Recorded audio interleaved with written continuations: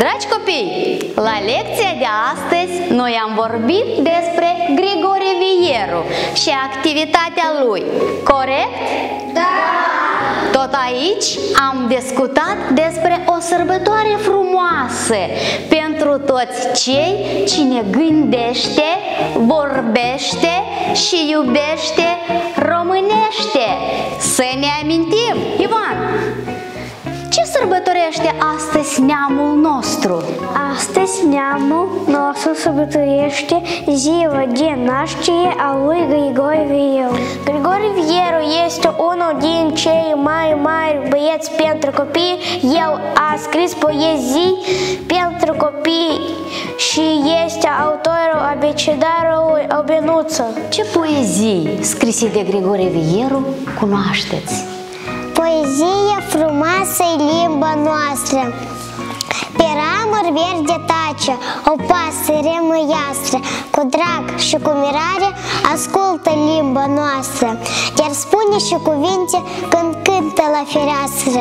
El le-ar lua, știu bine, din limba sfântă a noastră. Poezia satele Moldovei, pe vale, pe culme stau satele mele, aproape de codru, aproape de stele. Poezia mama coace pâine, soare în hrestre, soarele e unul, mama una este. Poezie mulțumim pentru pace. Mama pâine albă coace, noi zburdăm voios. Pentru pace, mulțumim frumos. Tata fuere ne face, noi cântăm duios. Pentru pace, mulțumim frumos. Scumpii mei, astăzi pentru noi este o zi specială. Am făcut primul pas în lumea poeziei lui Grigore Vieru. De acum și înainte, lumea aceasta pentru noi va fi și mai mare și mai interesantă. Mult succes nouă! Mulțumim!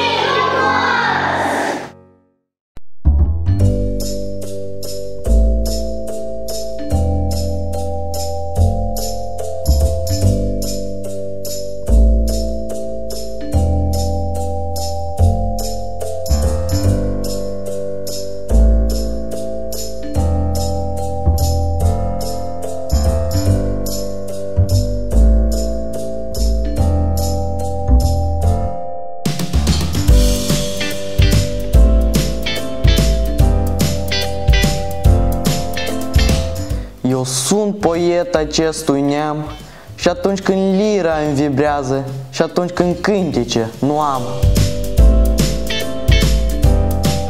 El s-a născut pe margine de prut și a trăit pe margine de soartă și viscolele care l-au bătut de neam n-au fost în stare să-l despartă.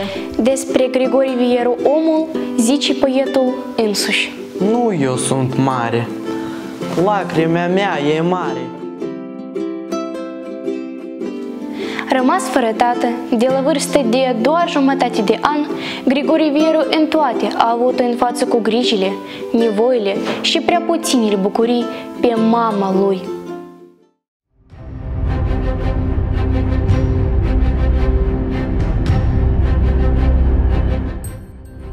Numele și prenumele.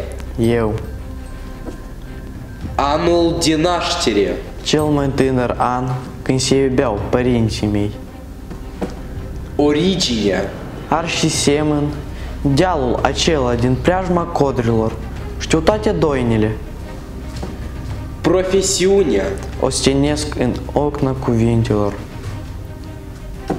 Părinții. Am numai mamă. Numele mamei. Mama, Ocupația ei. așteaptă.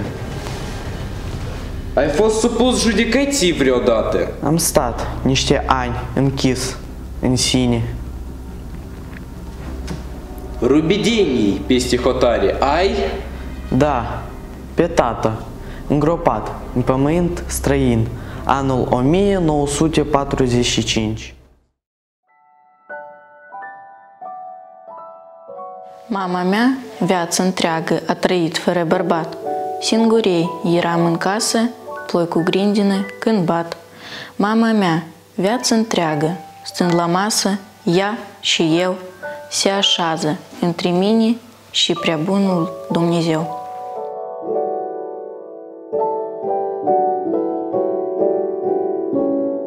Sărbătoarea copilăriei mele a fost continuă. Ea se numește mama. Nici războiul cu urgiile sale, nici foametea necruțătoare n-a putut întuneca această neasemuită sărbătoare. În preajma mamei întotdeauna m-am simțit copil.